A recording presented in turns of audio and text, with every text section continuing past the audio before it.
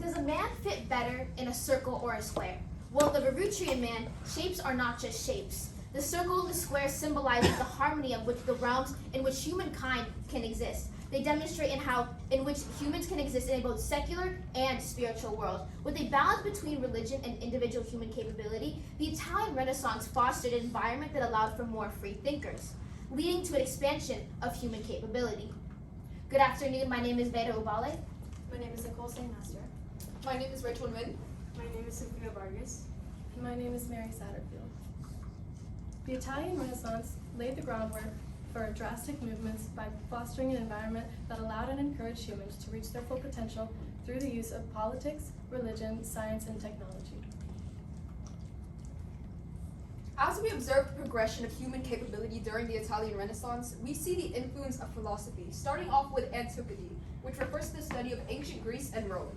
From antiquity, we see many ideas that become unveiled as a result, being secularism and humanism. Secularism focuses on the idea of a separation between religion and civil affairs, not only in terms of politics, but also as we see society shifting away from the church, partially in pursuit of discovery. Humanism was an idea that focused on humanity and potential, and what humans were actually capable of doing by themselves, which we observed throughout the entirety of the Italian Renaissance. Humanism continued to flourish more and more because more and more scholars continued to study ancient Greek and Roman literature and arts. Something that made this possible was patronage. Patronage is when wealthy people would commission artists and scholars to create works under their name. According to undergraduate Sophia Crawford of Portland State University, the artwork Perseus with the head of Medusa, commissioned by Cosmos I de' Medici, shows a duality between the political connotation and the advertisement of future potential patrons. With more and more exemplary artwork, it prompted more patrons to contribute to the arts. Although patronage may seem like a nice gesture, there was a hidden political reason for why it was flourishing. For example, let's look at the Medici family. The Medici family was a wealthy banking family that grew their power and influence over the Italian city-states.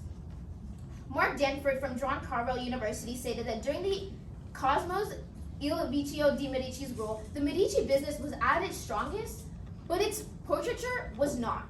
On the other hand, Cosmos I de' Medici's rule, the Medici political power reached its pinnacle, and so did its portraiture.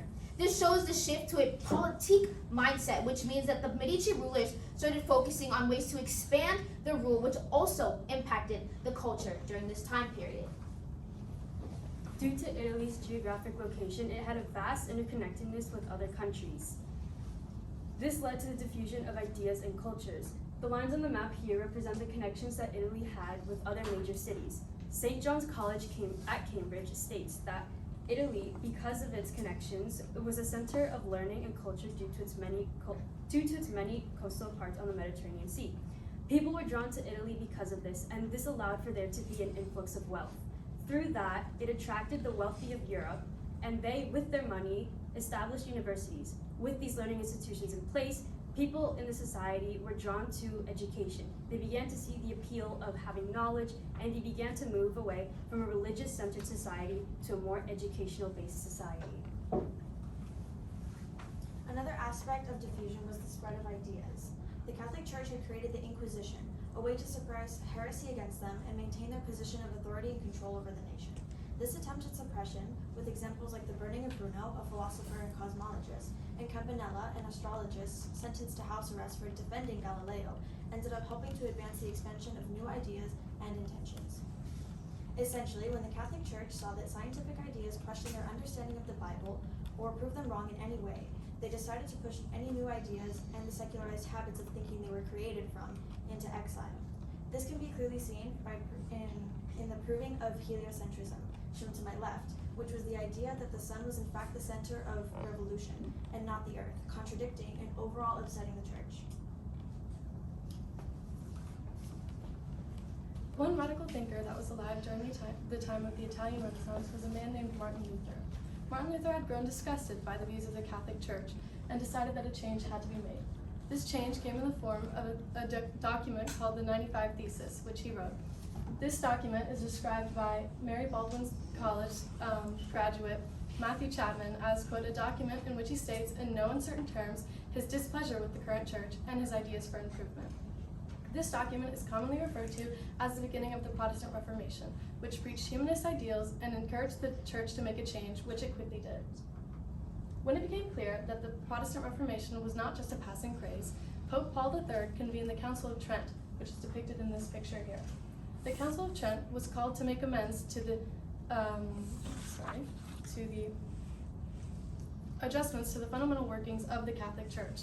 These adjustments included, according to philosophy professor Joshua Mark, amending the current sales of indulgences, improving education of the clergy, and introducing significant doctrines regarding the use of art, music, and architecture within worship.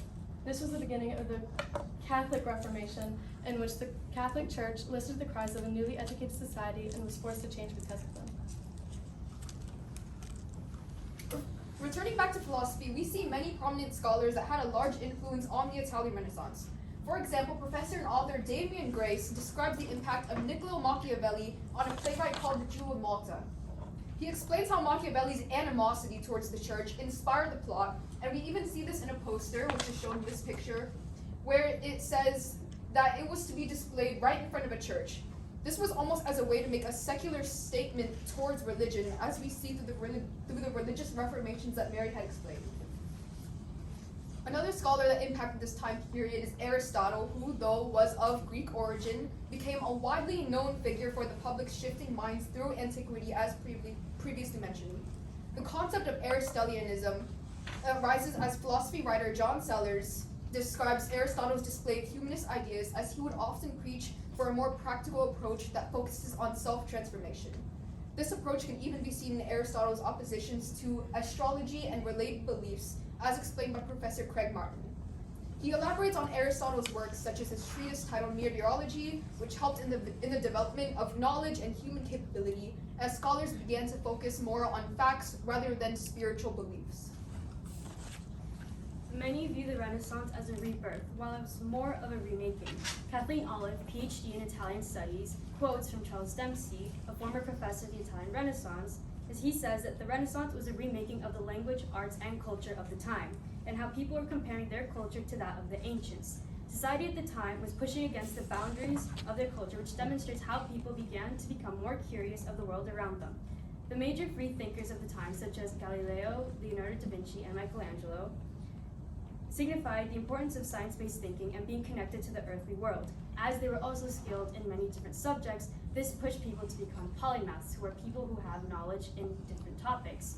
This further pushed education, which led to many of the advancements that still impact us to this day.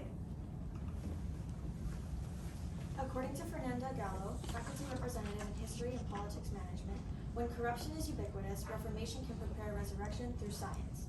This is due to individual and isolated thinkers who are publicly and visually persecuted, yet continue to firmly trust in their own thoughts. This concept of growing individuality and the strengthening of it would not only help inspire the ideas of the Enlightenment, but also introduce a new objective, centralized on the self, and a new emphasis on the human being as an individual, rather than a collective ideology, such as the churches. Instead, each person was allowed and encouraged to pursue this new purpose of study and reflection, as well as creativity.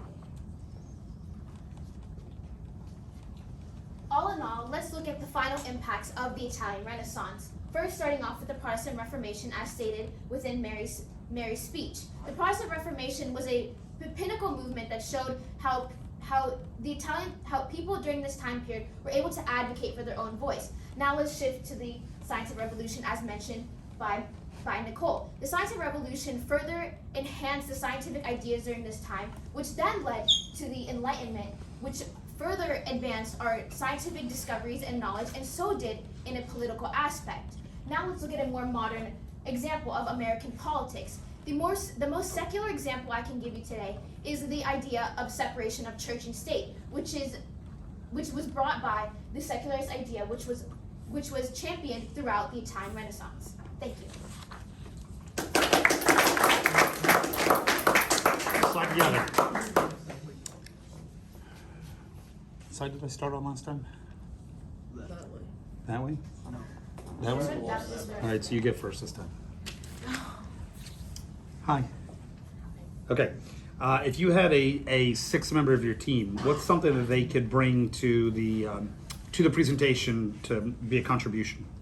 If we had a sixth member of our team, it would have been extremely beneficial for them to take an artistic focus of research, because art, while the Italian Renaissance had many factors, art was one of the driving forces, as art was able to portray the issues that were going on at the time, and it was able to influence people at the time to act upon certain problems that were seen. Thank you. Mary. What's an example of a compelling argument from one of your peers' reports that you decided not to use, and why? Veda did mention the 30 Years' War at some point during her IRR and throughout our making of the presentation, but we decided that while it would have impacted our argument in a positive way, it was just a little bit too much and too hard to go into in detail, so we decided to get rid of it. All right, thank you. Veda, describe an argument from one of your peers' reports that makes you think differently about the solution or conclusion you guys came up with. Something that is, throughout Sophia's IRR, we see the concept of diffusion, which was a pinnacle movement that allowed for more cultural changes and more ideas to flourish, which impacted the way that we answered our question, because it ended up showing a difference within the impacts, not only during that time period, but throughout modern society. All right, thank you. Nicole, reflecting on colleagues' work, which one had the greatest impact on you understanding the Renaissance? I would have to say both Veda and Sophia, because Sophia's take on culture was connected with minor law, so that allowed me to see different explanations of my perspective, as well as Veda's when she was talking about the Medici family and politics during that time. Okay. And Rachel, what's a way that your team's resolution makes you think differently about the research you conducted? Our team's resolution, which focused mainly on arts, politics, and scientific advancements of the sort, helped me expand my knowledge on the research that I did by giving me a wider variety or range of ideas that I could think upon in terms of how the Italian Renaissance expanded upon human capability.